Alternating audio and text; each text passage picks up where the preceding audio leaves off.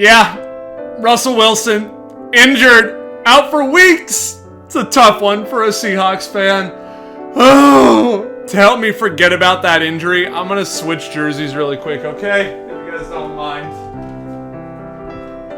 That's better. I haven't worn my Mahomes jersey in quite some time. He's not injured. He's selling bags, but he's not injured. He's shitting the bed, but he's not injured. Anyways, welcome back, Kleschka Crew, to Kleschka Picks week number 6. Besides Russell Wilson getting injured and being out for multiple weeks, it was actually a pretty good week last week for Kleschka Picks. I went 14-2. I think that's the best I have ever done. Maybe. Don't take my word for that. And I went to the Chargers-Browns game last week here in Los Angeles. It was one of the best games I've ever seen in person. You should go check out the vlog if you haven't already. I also talk about an epic fantasy football matchup I had with Sweater in that vlog, so go watch it. For football, we get started with the Thursday night game, the Buccaneers and the Eagles. The Buccaneers beat the Dolphins last week. Tom Brady continues to defy age and father time. It just seems like he's in his prime, always.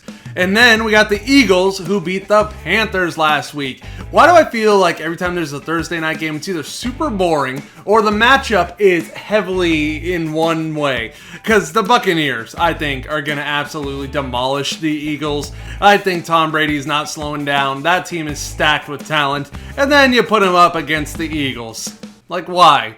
So, anyways, let's just get straight to the point. I think the Buccaneers will beat the Eagles 31-20. Dolphins and Jaguars. This game will be taking place in London, baby. You got the Dolphins, lost to the Buccaneers last week. And then we have the Jaguars, who lost to the Titans and Derrick Henry. That guy loves playing the Jags. This week, across the pond, I think that Miami and Jacksonville, why do they always give London like these matchups? Last week it was the Falcons and Jets. Falcons and Jets? You want everybody in London to get into football and you give them the Falcons and Jets? And you think it's going to get better, right? Right? And then you give them the Dolphins and Jaguars? Why are the Jaguars the team that London gets every year? They're there every single year for a London game. Why? Why them? Anyways, the Dolphins could not get a rush attack going last week. They relied heavily on Jacoby Brissett, which is somebody I would not want to rely with the passing game. But in this case, they have to with the Tua Tagovailoa injury, who should be coming back soon. And they went heavily into using Myles Gaskin for receiving.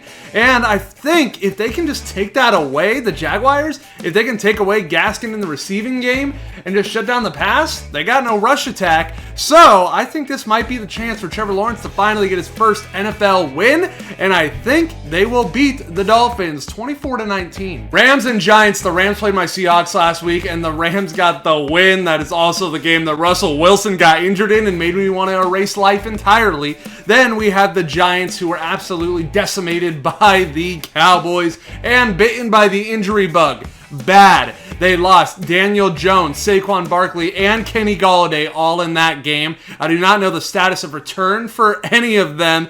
I don't know how bad those injuries are. I just know they were enough to take them out. And either way, if all those players were healthy, I don't think they are going to be able to keep up with the Rams. And with them beaten up going into this matchup against the Rams, who have a high-powered offense with Matthew Stafford and Cooper Kupp clicking, and their defense being one of the top of the NFL. So give me the Rams having a nice solid victory over the Giants this week, 34-10. Chargers and Ravens. The Chargers beat the Browns last week. Like I said, I was there in person. It was a crazy game, back and forth shootout. It was so much fun to watch. And then you had the Ravens, who went down to the wire with the Colts, took it to overtime, came back. Lamar Jackson, you are insane. But one thing I learned from watching that Ravens-Colts game is that Ravens secondary needs some help. If Carson Wentz was able to get those constant 20-yard passes through that secondary, then I think Justin Herbert is about to have himself a day with his offense, folks.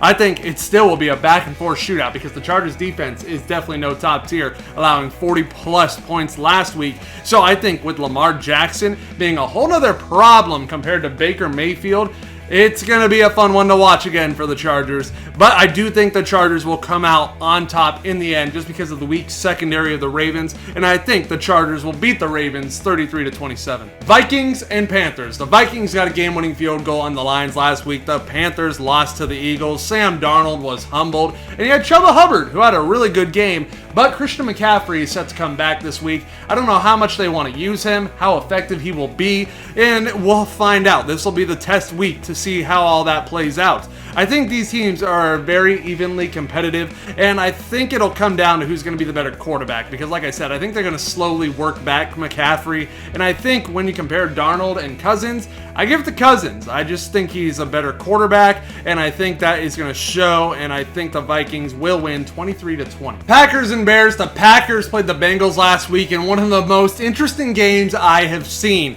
We're going to talk about it right now. So, they could have both won this game, Packers and Bengals, multiple times, many missed field goals. It was so crazy. One of them even had the Bengals kicker fooled. He thought he won it.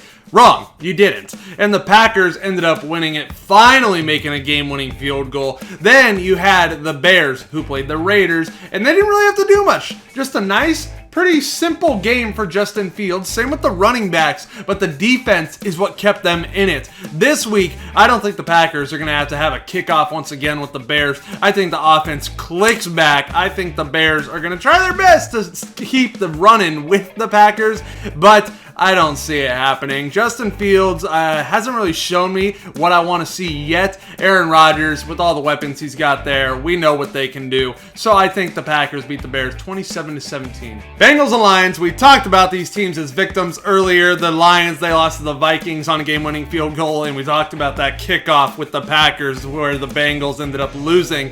This week, Joe Burrow has been showing me things I like this season. Joe Mixon has been stepping up, and I just realized they're both Joe and Joe. Have they done a marketing campaign around that yet? They should.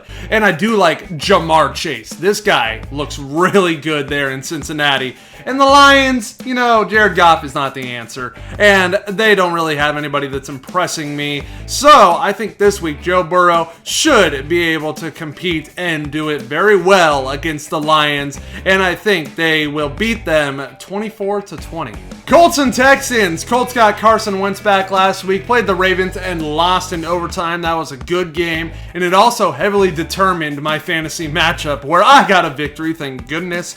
And then you have the Texans played the Patriots, and the Texans lost, but Davis Mills did not have a bad game. And you would look at the other stat line for Mac Jones and think they lost. But no, the Patriots were able to stay in it. The defense helping them out. They did get a field goal to give them the lead late in the game. And that was enough to hold it for the victory. This week, Carson Wentz looked pretty good last week, not going to lie. He wasn't turning over the ball. And he had the team winning most of the game.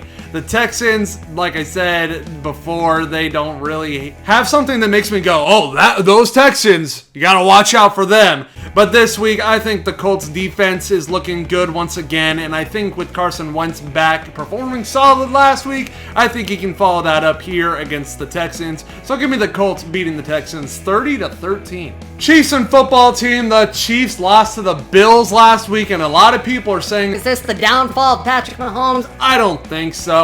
The Bills are just performing so well. I called it last week, and I said they were going to beat the Chiefs, and look what happened. I did not think Patrick Mahomes would turn over the ball as much as he did, but I did expect that the Bills were the better performing team, and that it would show. It clearly did. Patrick Mahomes did struggle, but I don't think this means it's going to be a constant downhill run for the whole Chiefs team. I think they'll be able to bounce back. The football team lost to the Saints last week. Their offense really was struggling, really wasn't there, and I think it's going to be hard for them to find it this week. The Chiefs defense, they do allow a lot of points, but I think Patrick Mahomes will be able to rebound. The offense will get going once again, and I think the Chiefs will beat the football team 31-24. Cardinals and Browns. The Cardinals beat the 49ers last week. It wasn't the most impressive victory, but hey, a win is a win. And they got the Browns, who took an L to the Chargers. Like I said, I was there. It was very intense, very fun to watch. They fought for the entire game, going back and forth, but in the end, they ended up losing.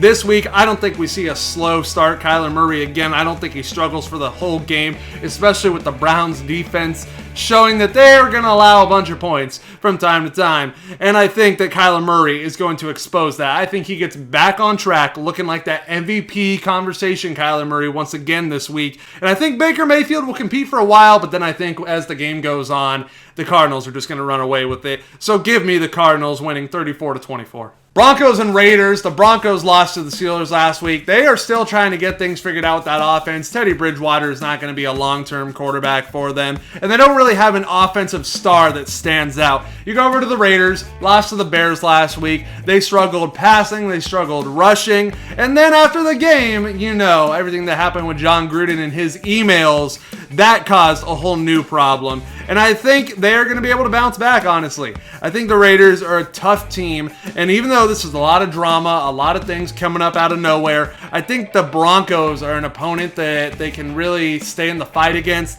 and won't really have much of a problem. So I think the Raiders are going to just, I think they're going to play football to ignore everything that has been happening. I think that's going to be their mindset. They're going to be like, you know what? I don't want to think about everything that's been happening off the field. I just want to play football to my best ability. I think Derek Carr will do that. I think Josh Jacobs. I think that whole team has that mindset right now. And I think the Raiders will beat the Broncos 23-13. Cowboys and Patriots. The Patriots got a win over the Texans last week, only winning by 3 points. And then you got the Cowboys, who absolutely destroyed the Giants. Dak Prescott looks like he's going to be okay coming back from the injury from last year. And Ezekiel Elliott looks like he's returning to form, looking like he could be elite once again. The Patriots, I will say, they have been pretty good at limiting points to their opponents, but with the Cowboys, it's so high octane, it's so powerful right now that I don't think this Patriots defense is going to be able to slow them down. And if they do, I still think it's going to be just, a little less points than the Cowboys normally score, and they're going to call that slowing them down. But I think the Cowboys will do fine against the Patriots. I don't think the Patriots have the offense to keep up with Dallas, so give me the Cowboys beating the Patriots 30-20. Seahawks and Steelers. Oh, why, Russell Wilson? We took an L last week to the Rams. The Steelers, they got a W over the Broncos. And this week, without Russell Wilson, it's going to be tough, man. Right here, normally I'd be like, easy win for the Seahawks. The Steelers are struggling. But our defense, it's not top tier anymore. And even though Ben Roethlisberger is a grandpa now, I think that the Steelers are still going to be able to do fine. Yeah, I know Juju Smith is out, but he wasn't really doing much for them anyways this season. And I think they're just going to rely heavily on Deontay Johnson, maybe Najee Harris. And I don't think our Seahawks defense is going to be able to stop them, sadly. And I think with the struggle of having to use Geno Smith at quarterback, I hope he proves me wrong, but I don't think it's going to go well. Just sort of DK all game, okay? Do that. That will help my fantasy team at least. Anyways, I think the Steelers beat my Seahawks 24-20.